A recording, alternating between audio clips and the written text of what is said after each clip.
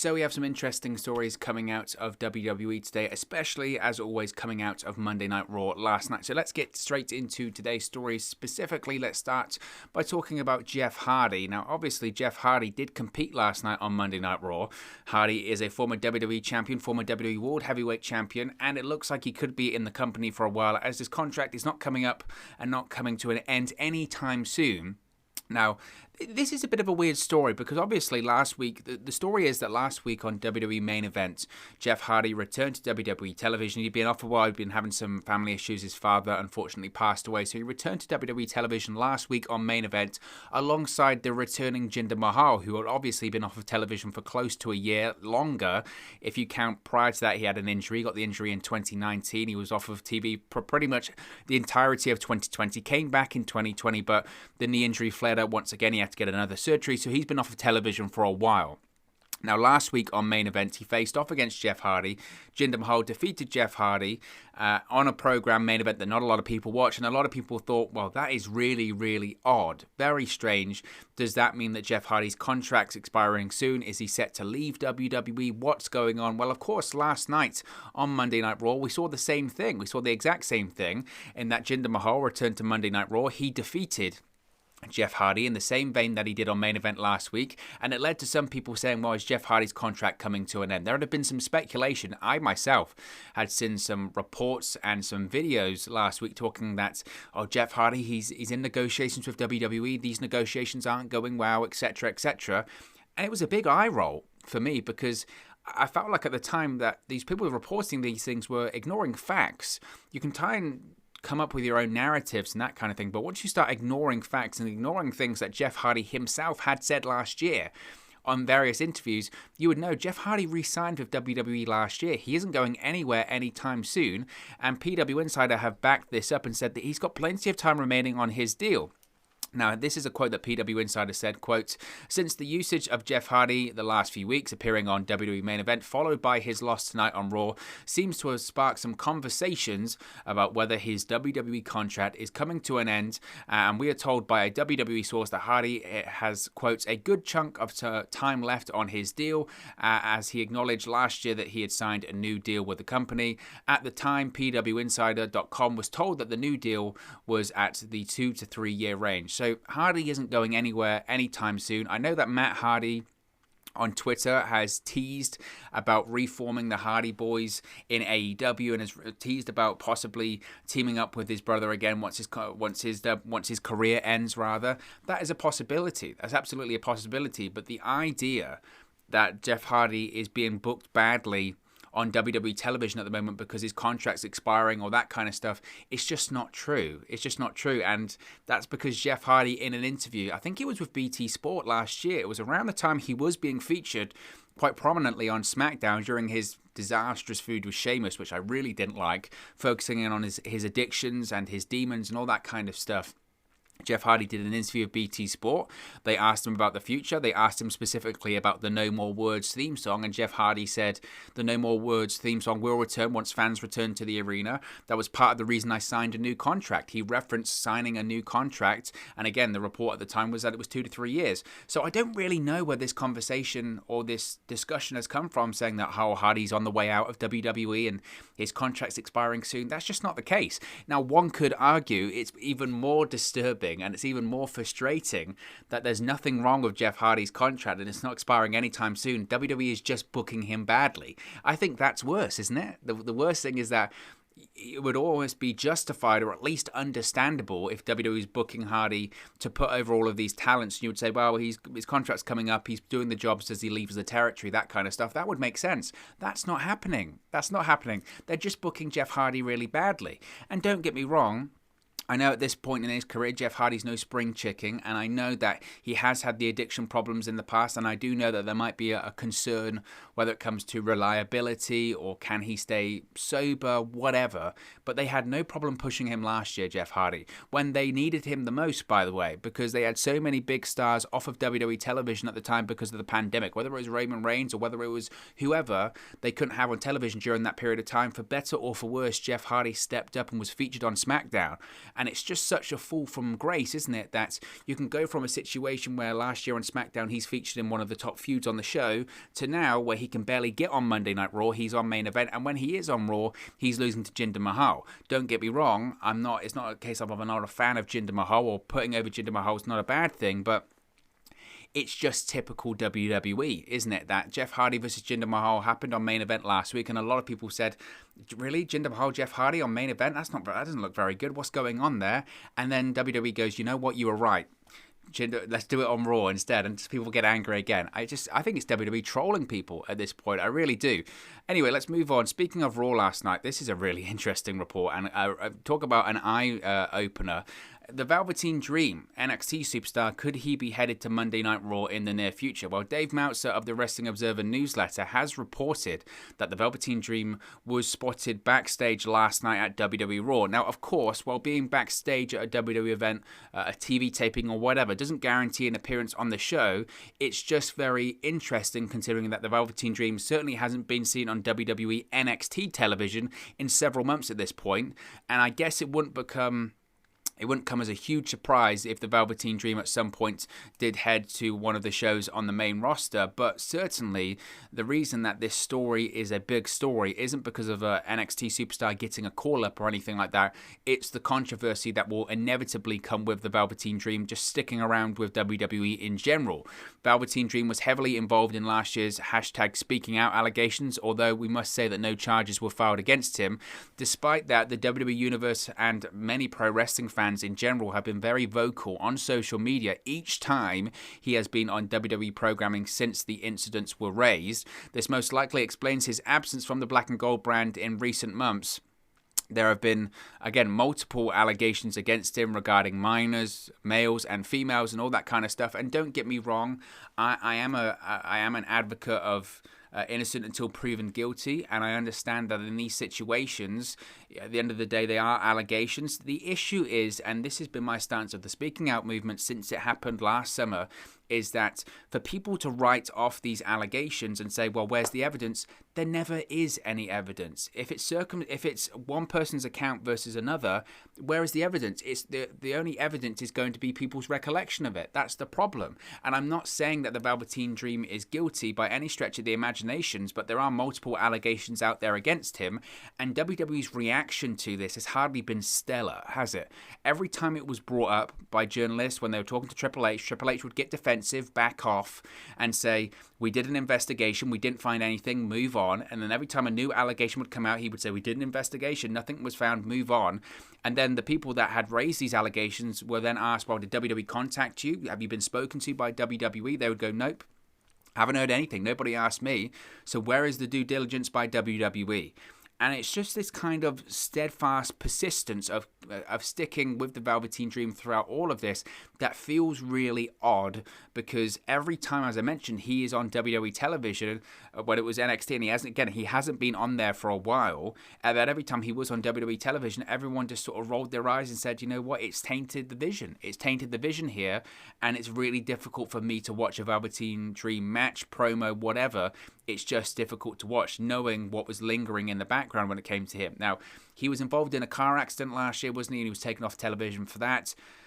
Could I see him going to Raw? I could see him going to Raw in the sense that I've mentioned before. When it comes to PR, WWE doesn't care about negative PR. If they cared about the negative PR involved with the Velveteen Dream, they would have cut ties with him a long time ago. It's been about a year at this point. I just think that, as I mentioned, it's just... I do question their investigation, and this isn't anything new when it comes to WWE. There are multiple people that had several allegations against them as part of the speaking out movement, because remember, there was a very British-based movement, this, and a lot of the guys that had allegations against them were on the NXT UK brand, and a lot of them, well, some did get released, but a lot of them are still there. Joe Coffey, Sid Scala, Jordan Devlin, all had allegations against them. Now, again, they're allegations, nothing was proven, but WWE decided to keep those names around, so it shouldn't be a surprise that they decided to keep around Velveteen Dream.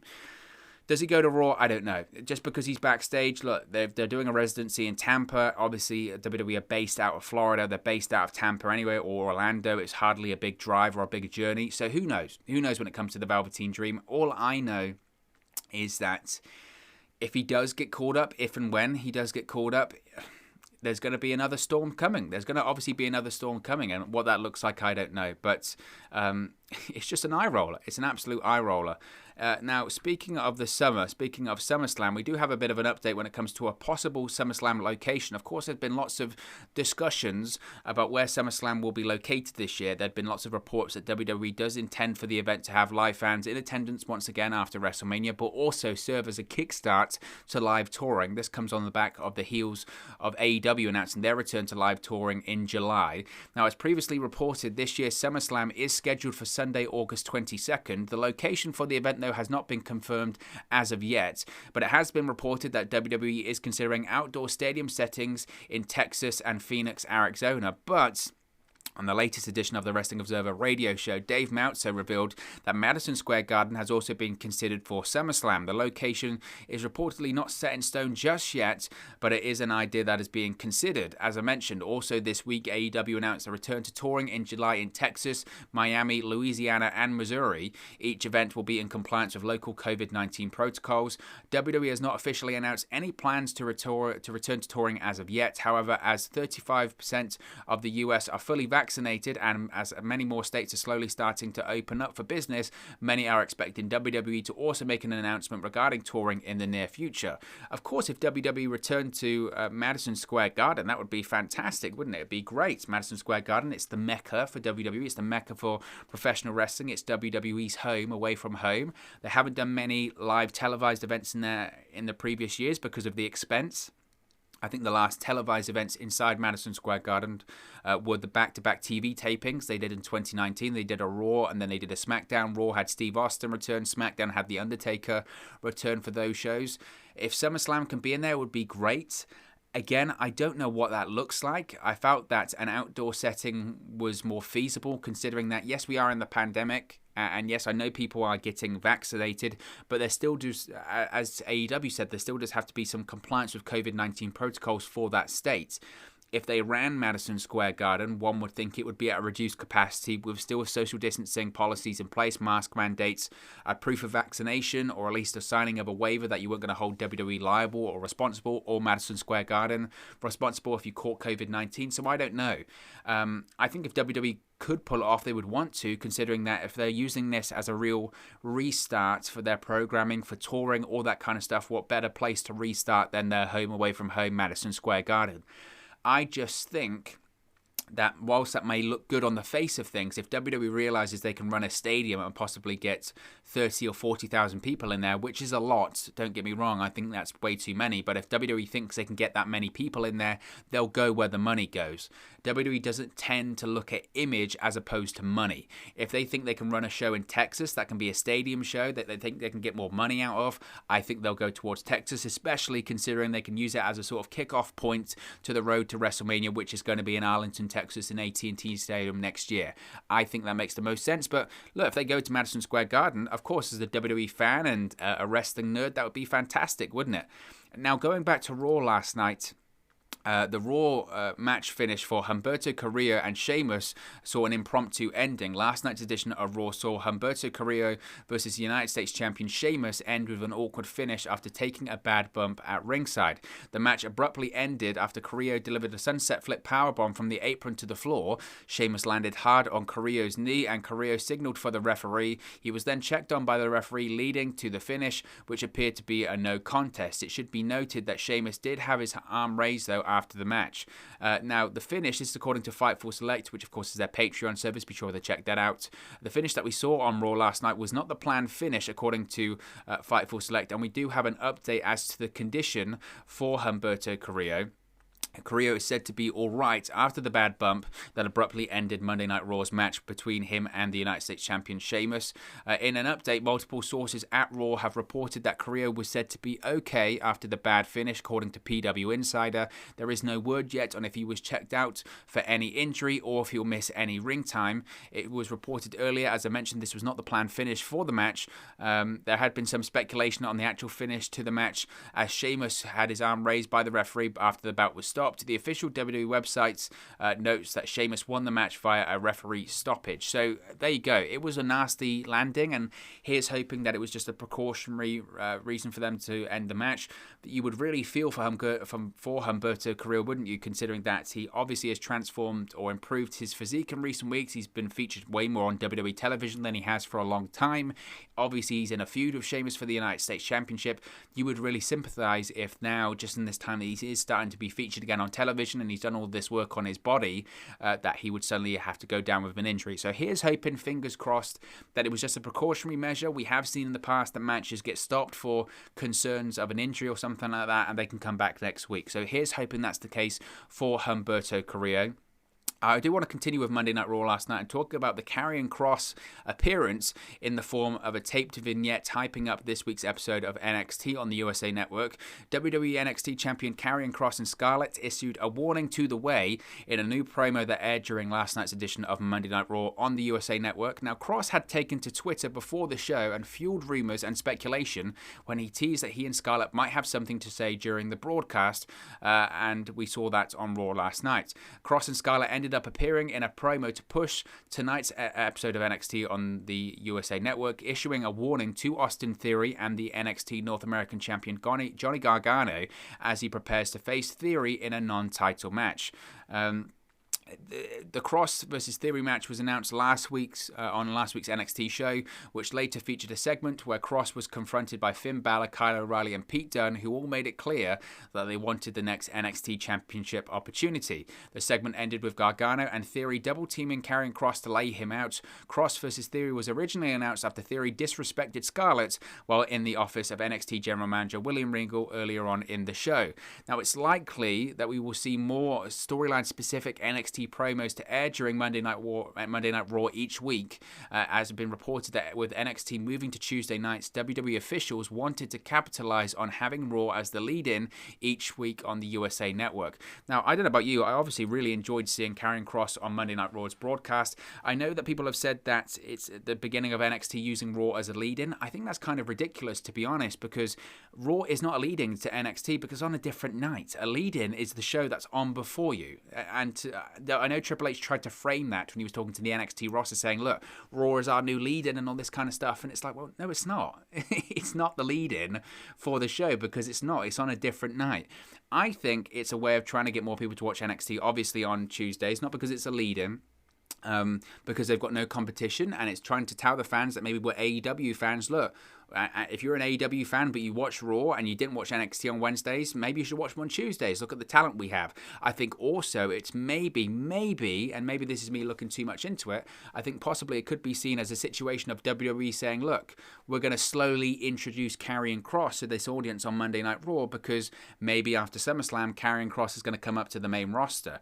I think that's maybe the most beneficial way of a way of beginning to almost just show the roster, show the audience on Monday nights, look, this is the guy that's the head of NXT. He's going to be coming to the airwaves very soon. So I enjoyed it. As far as KROSS versus Theory tonight on NXT, I think obviously KROSS is going to destroy him. As far as who faces KROSS next, does he face Johnny Gargano? I don't know. I think if KROSS faces Johnny Gargano, I think it would be an interesting feud and match. The only thing I would say is I don't see the believability in KARRION KROSS. Is KARRION KROSS really going to lose the championship to Johnny Gargano? I don't see it. I don't see it. And finally, we started off talking about Jeff Hardy and Jinder Mahal. So let's finish off talking about Jinder Mahal and his return to Monday Night Raw last night. Jinder Mahal made his WWE Raw return on last night's WrestleMania Backlash Go Home episode. Mahal, with VIGNETTE and SHANKY at his side, defeated Jeff Hardy in singles action. This was Jinder Mahal's first Raw match since the win over Akira Tozawa on April 27, 2020. Of course, Mahal had returned at the WWE Superstar Spectacle event earlier this year, and we had seen the likes of VIGNETTE and SHANKY on that show as well. So it's going to be certainly interesting to see what happens with them going forward. But as noted, and I spoke about earlier on in the video, Mahal made his return to the ring on last Thursday's WWE main event episode, defeating Jeff Hardy in singles action. So it was a complete repeat of what we saw there. Now, there's no word yet on what WWE has planned for the modern day Maharaja and former WWE champion on Monday Night Raw, but he did note in a pre-match promo that he's out to remind everyone why he was once the WWE champion. So it was great to see Jinder Mahal back. I think everyone myself included, wants to see the Jinder Mahal Drew McIntyre feud on WWE Monday Night Raw. I think that's the logical next step for him on Raw. I would probably think that's why he's got 2 back-to-back victories over someone established like Jeff Hardy. They're building him back up because McIntyre, for me, isn't winning the WWE Championship on Sunday, so he's going to need something to do on Raw after coming out of that feud with Bobby Lashley over the WWE Championship. I think that thing to do is to face his former 3MB teammate Jinder Mahal in a feud going on into the summer. So I think that's probably the next likely destination for Jinder Mahal. But look, guys, of course, as always, this is just one man's opinion. What are your thoughts on all the WWE stories we've spoken about today? Let me know your thoughts in the comment section below. I'll do my best to respond and reply to all of your comments. Really enjoy interacting with you guys, talking about WWE, AEW, Impact Wrestling, New Japan Pro Wrestling, all things pro wrestling here on the channel. So be sure to get involved in the community. Drop a comment below. All opinions are welcome. If you have enjoyed this video, please do smash a like on the like button too. Really does help us out here on YouTube. Go up the rankings and get into people's recommendation feeds if they haven't seen our videos previously. But most importantly, if you haven't already, please do subscribe to Wrestling News 365. You can do that by clicking the bottom right hand corner of the screen right now, or if you wait a few seconds, there'll be a subscribe button at the end of this video along with another video for you to watch. Thank you very much for watching, listening, streaming, or have you come across this video today, and I'll speak to you again very, very soon. Hey guys, thank you for watching, listening, streaming, or however you come across this video today. Be sure to click on the video on the right there to watch our next video, or click the bottom there to subscribe, or the bottom right hand corner. Thank you very much, and I'll speak to you again very soon.